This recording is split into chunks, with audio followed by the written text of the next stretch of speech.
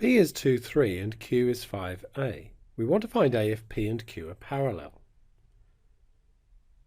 Well, if this is P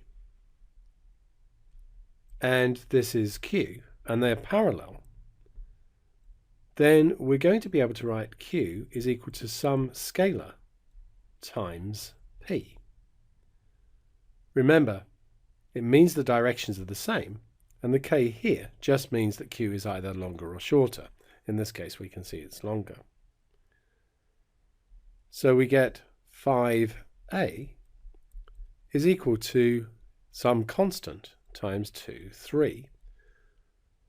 Now, using the I components, we can see that 2 times k equals 5, so k is 5 over 2, or 2.5.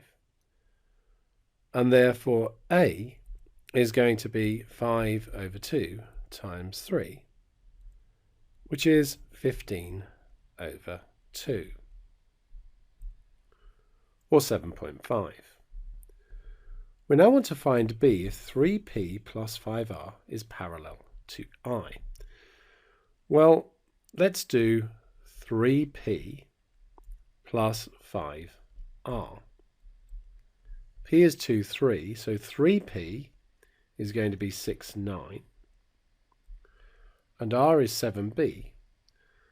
So 5 times that is going to be 35. And 5b. So we could write that as 41, 9 plus 5b. Now if it's parallel to I, that means it just goes in this direction, which means that the j component must be 0.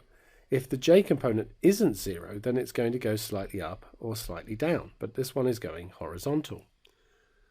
So we must have 9 plus 5b is equal to 0. So 5b is equal to negative 9. So b is negative 9/5.